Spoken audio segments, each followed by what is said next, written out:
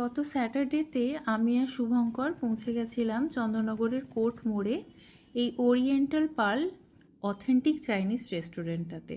আর এই রেস্টুরেন্টটা আমাদেরই এক কোর্টের কালিগ সঞ্চিতা ব্যানার্জি, তার এই রেস্টুরেন্টটা অনেক দিন ধরে যাওয়ার ইচ্ছা ছিল। আলটিমেটলি তার রেস্টুরেন্টে গেলাম। অ্যাম্বিয়েন্স খুব সুন্দর।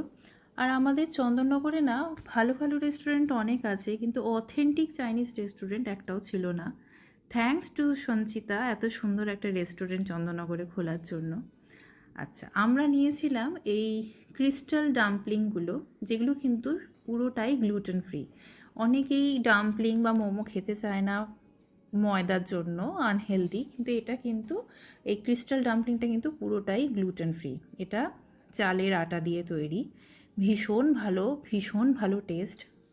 চন্দননগরে বসে মনে হচ্ছিল আমি যেন কলকাতার ট্যাংরা স্টাইল, মানে ট্যাংরাতে গিয়ে ট্যাংরা স্টাইল যেই চাইনিজ রেস্টুরেন্টগুলো আছে সেইখানে বসে খাবার খাচ্ছি। আমি একবারই খেয়েছি, যদিও দারুণ টেস্ট ছিল। আর আমরা আরও নিয়েছিলাম এই বার্ন গার্লিক মিক্সড নুডলসটা, আর সাথে নিয়েছিলাম কুং পাও চিকেন। সত্যি টেস্ট করে জাস্ট অসাম লেগেছে। মনে হচ্ছিল সত্যি আমি চন্দননগরে বসে নেই, আমি কলকাতার ট্যাংরাতে বসে খাচ্ছি। এত ভালো টেস্ট। আর এদের এখানে কিন্তু গ্লুটেন ফ্রি নুডলসও পাওয়া যায়। আমি নেক্সট টাইম ওটাই অর্ডার করব, সঞ্চিতা আমাকে বললো। যাই হোক, আমরা অর্ডার করে ফেলেছিলাম। এটাও দারুণ টেস্ট ছিল, জাস্ট অসাম, জাস্ট মানে কোনো কথা হবে না। নুডলসটাতে যা পোর্শন ছিল দুজন মিলে ভাগ করে খেয়েছি আমরা।